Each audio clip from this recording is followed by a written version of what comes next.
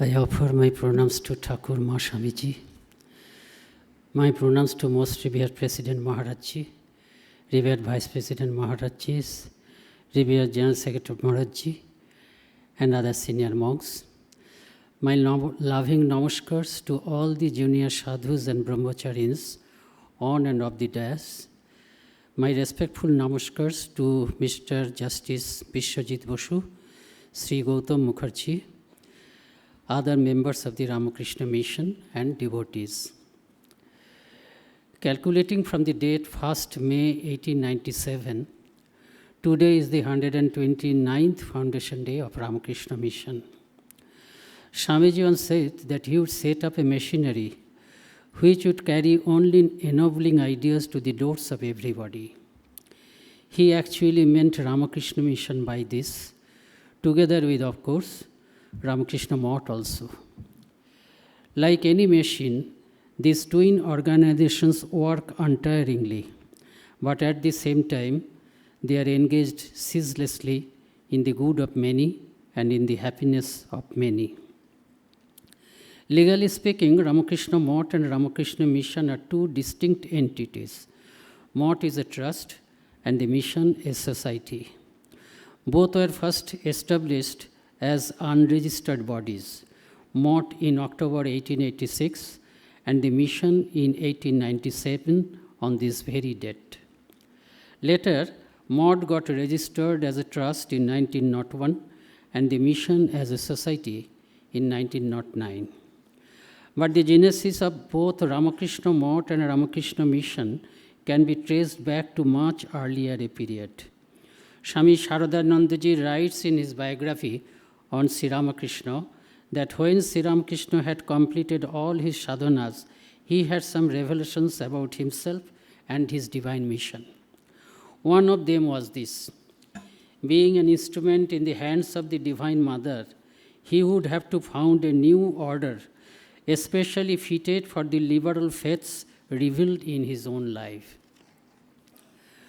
Divine Mother also showed Sri Ramakrishna that some very pure young men would come to him as disciples, who would be groomed by him into ideal spiritual personalities, and making them the pillars, he would have to form the future new order.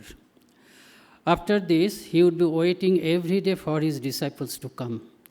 And when it would be evening and vesper bells would ring from the temples, he would cry out in deep agony, saying, "Yet another day has passed, but none of you have come."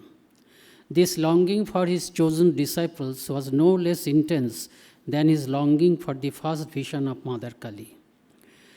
The disciples started coming after 6 years of this vision. He accepted them with great love, and by the examples of his own life, molded them into true ideals of spirituality. Many people wrongly think that Swami Vivekananda founded Ramakrishna Mission and introduced service activities in it, being influenced by Western ideals, particularly by the Christian organizations. But as we have just seen, it was not so. The order owes its origin to the divine will of the Divine Mother.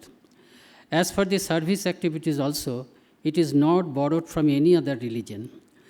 Swamiji was not averse to accept good things from others, but just for the truth's sake, we should keep it in mind that service or seva is an integral part of Hinduism, and that Swamiji was born with a spontaneous inclination to serve and help others, instances of which are replete in his childhood stories.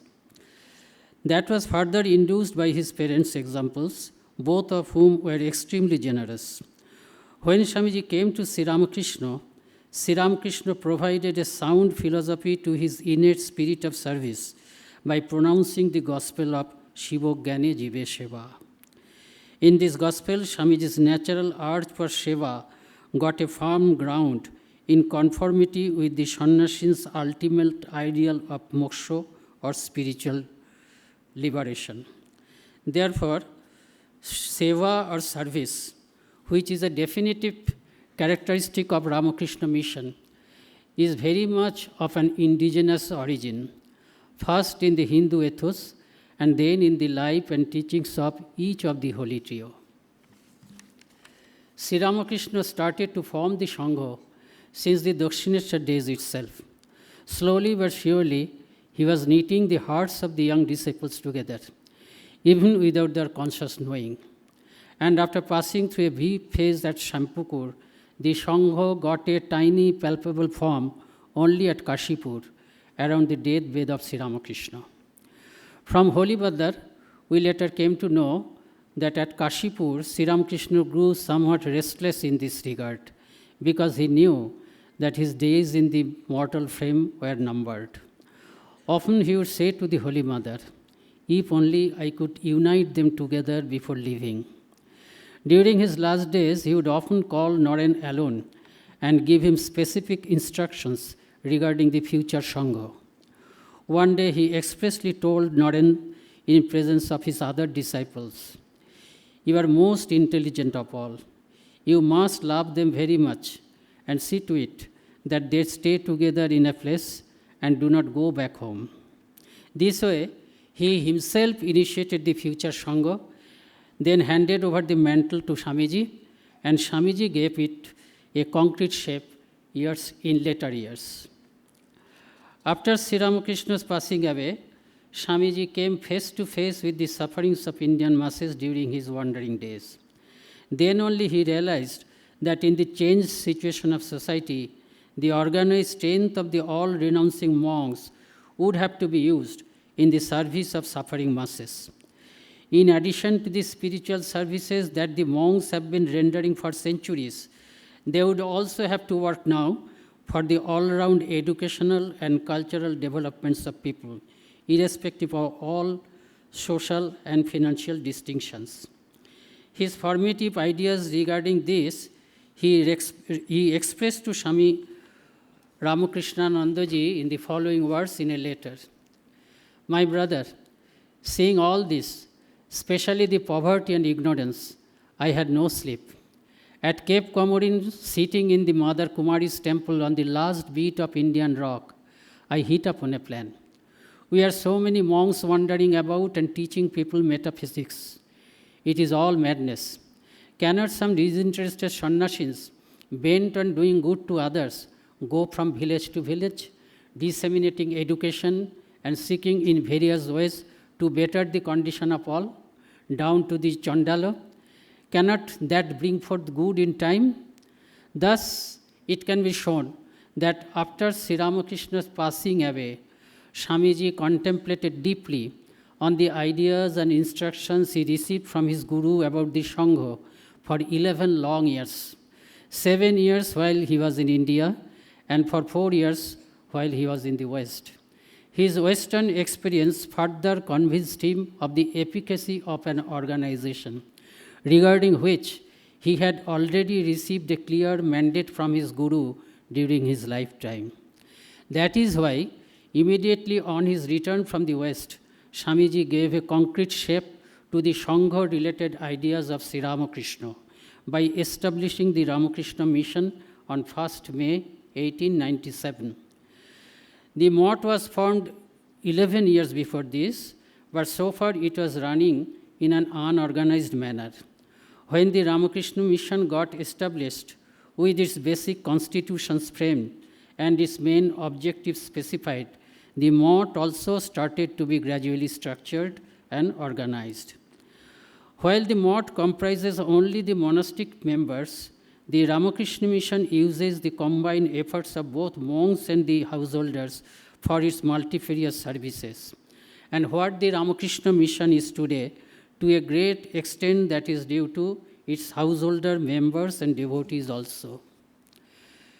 Ramakrishna Mission does not keep any contact with politics. It is not any social service or social reform organization. It is not even a philanthropic organization, though philanthropy is its important outcome. It is a spiritual organization through and through, and its motto has been said by Swamiji as Atma Mukti and Jagadhita. Atma Mukti means personal spiritual liberation, and Jagadhita means doing good to the world. To the people of the world, Our Jagodhita activities are nothing but sincere and disciplined welfare activities, for which we are often praised. But for the inner members of the mission, for both monks and householders, our Jagodhita efforts are also efforts for Atma Mukti, as we perform them as our devotion-full offering to Thakur, Ma and Swamiji, to God. As individual members of the Ramakrishna mission, our goal is gradual spiritual progress and ultimately spiritual illumination or God realization. And the means for that is japa, meditation, and seva. And collectively, Ramakrishna mission's goal is to spiritualize the whole human society by providing it with a spiritual mooring and a spiritual objective. Ramakrishna mission is divine mission of Sri Ramakrishna in continuum. Together with Ramakrishna Math, it is the gross body of Sri Ramakrishna. It is therefore irresistible. Swamiji said, if you stand against this tidal wave, you won't be able to thwart it in the least. But if you swim along its flow, you yourself will be benefited. You yourself will be blessed. He gave hints that this Sangha, including this mission, would last at least for 1500 years. I will conclude with what Swamiji once said to a few brahmacharis at Belur Math. Though addressed to a few brahmacharis, it is applicable to anyone who feels a belongingness to Ramakrishna mission. Swamiji said, Sri Ramakrishna came for the good of this world and gave his life for it. I too will give my life for the world, and you too have to give your lives. But remember, out of our life's blood, such heroic souls will be born in future that the whole world will be revolutionized. Thank you.